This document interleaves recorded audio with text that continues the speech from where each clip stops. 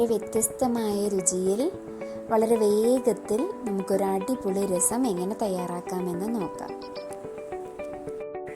രസത്തിന് വേണ്ട ഇൻഗ്രീഡിയൻസ് എന്തൊക്കെയാണെന്ന് നോക്കാം. ജീരകം, കുരുമുളക്, വെളുത്തുള്ളി, വറ്റൽമുളക്, കായം, മഞ്ഞൾപ്പൊടി, കടുക്, ഉലുവ, 2 തക്കാളി, കറിവേപ്പില, ഒരു നെല്ലിക്ക വലുപ്പത്തിന് പുളി. രസം തയ്യാറാക്കുന്ന വിധം നോക്കാം. നമ്മുടെ ഇടികല്ലിൽ ഒരു 2 ടീസ്പൂൺ കുരുമുളക് ചേർത്ത് കൊടുക്കാം.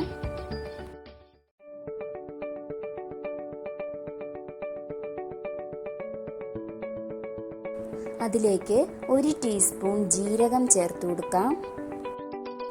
ഇതെല്ലാം നല്ലതുപോലെ ഒന്ന് ചതച്ചെടുക്കണം. ഒരു പൊടി രൂപത്തിലാക്കി എടുക്കണം. അതിലേക്ക് നമുക്ക് ഒരു 3 അല്ലി വെളുത്തുള്ളിയും കൂടെ ചേർത്ത് ചതച്ചു കൊടുക്കാം. ഒരു ചീനച്ചട്ടി ചൂടാകുമ്പോഴേക്കും നമ്മൾ കടുക് താളിക്കുന്നത് പോലെ എണ്ണ ഒഴിച്ച് ചൂടാകുമ്പോൾ കടുക് ഇട്ട് കൊടുക്കുക. കടുകൊന്ന് പൊട്ടി വരുമ്പോഴേക്കും നമുക്ക് വറ്റൽമുളക് ചേർത്ത് കൊടുക്കാം. വറ്റൽമുളക് ഒന്ന് മൂത്ത് വരുമ്പോഴേക്കും നമുക്ക് ഉലുവ ഇട്ട് കൊടുക്കാം.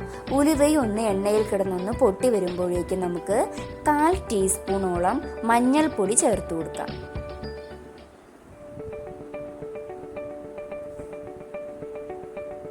നമുക്ക് ആവശ്യത്തിന് വേണ്ട കായപ്പൊടിയും ചേർത്ത് കൊടുക്കാം. അതിലേക്ക് കറിവേപ്പില ചേർത്ത് ആ എണ്ണയിലിട്ട് നല്ലതുപോലെ ഒന്ന് മൂപ്പിച്ചെടുക്കുക.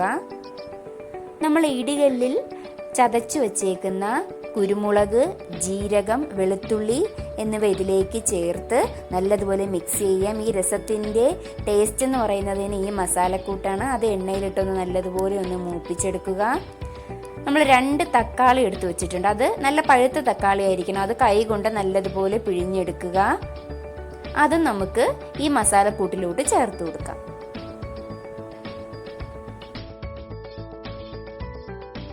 ആ തക്കാളിയും ചേർത്ത് നമുക്ക് നല്ലതുപോലെ ഒന്ന് മിക്സ് ചെയ്ത് കൊടുക്കാം. എല്ലാം കൂടെ നല്ല രീതിയിലൊന്ന് മൂത്ത് വരണം. തീ കുറച്ച് വെച്ച് മൂപ്പിക്കണം. നെല്ലിക്ക വലുപ്പത്തോളം പുളി പിഴിഞ്ഞു വെച്ചിട്ടുണ്ട്. ആ പുളിയും വെള്ളവും ചേർത്ത് നമുക്ക് ഈ രസത്തിലോട്ട് ചേർത്ത് കൊടുക്കാം. അതൊന്ന് നല്ലതുപോലെ തിളയ്ക്കണം. അതിന് വേണ്ട ആവശ്യത്തിന് വേണ്ട ഉപ്പും നമുക്ക് ചേർത്ത് കൊടുക്കാം. രസം ഒന്ന് നല്ലതുപോലെ തിളയ്ക്കണം. തിളച്ച് മസാലകളെല്ലാം അതിലോട്ടൊന്ന് പിടിക്കണം. നമുക്ക് ആവശ്യത്തിന് വേണ്ട ഉപ്പൊക്കെ നോക്കിയിട്ട് നമുക്ക് ഉപ്പ് ചേർത്ത് കൊടുക്കാം.